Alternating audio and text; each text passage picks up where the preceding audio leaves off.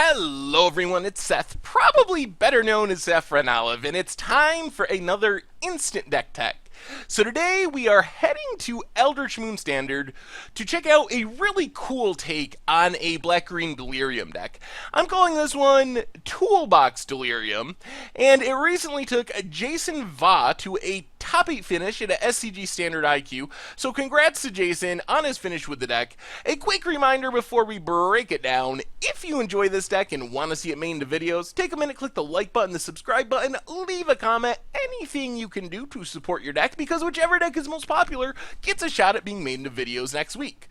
So Toolbox Delirium is pretty cool. First off, it's got a lot of ways to achieve Delirium. Hangerback Walker has proven to be one of the most important Delirium cards in Standard because it's an artifact and it's a creature, so you're getting 2 types in your graveyard, and you can cast it for 0 mana just to put it in your graveyard, so if you really need to turn on Delirium, Hangerback Walker is the way to go. Crop Sigil lets you mill yourself every upkeep, so you're filling your graveyard to turn on Delirium, and it's also an enchantment, so if you mill an additional copy, you get the enchantment type in your graveyard, and it's a payoff card for Delirium, because once you have Delirium, you can sack it and get a creature and a land back from your graveyard to your hand. Mind Rack Demon, another payoff card plus activator as far as Delirium is concerned. You get to mill 4 when it enters the battlefield, and then it stops killing you if you have Delirium activated. If you don't have Delirium, you got to take 4 damage from it, and it's just a huge threat in the air. And then 3 Evolving Wilds to get the land in the graveyard. Then, of course, you got Instants in the form of Grasp of Darkness. Ruinous Path is a sorcery, both removal spells, also getting those types in the graveyard for Delirium. And then Anissa Voice of Zendikar, a little weird in this deck. I don't really understand why Nissa over something like Liliana, but it is a Planeswalker that you can get in your graveyard, another card type to turn on Delirium. Then, probably the sweetest part of the deck, Traverse the Uvenwald and Eldritch Evolution. So, these cards not only are good at turning on Delirium, you can cast Traverse on turn 1, get the sorcery in your graveyard. Eldritch Evolution, while most of the focus is paid to the tutor ability, which is a key part, the most important part of Eldritch Evolution, it's also a really good way to turn on Delirium, because almost like Hangerback Walker, when you sack the creature, and then, of course, the Eldritch Evolution goes in your graveyard, you're getting 2 types into your graveyard with only 1 card, sort of, if that makes sense, because you're tutoring out another creature to replace the one that you sacked. So it's another kind of 2-for-1 Delirium card. But the real power of these cards is they let the deck play an insane tutor package, so we have a lot of really cool one-ofs to find with Traverse the Uvenwald or Eldritch Evolution. First off, you got the normal payoff cards for Delirium. Emrakul, the Promised End. Not gonna Eldritch Evolution into that, but you can search it up with Traverse the Uvenwald. And then Ishkana the Graft Widow, great way to bog down the ground, can even win the game with the second ability in the long run.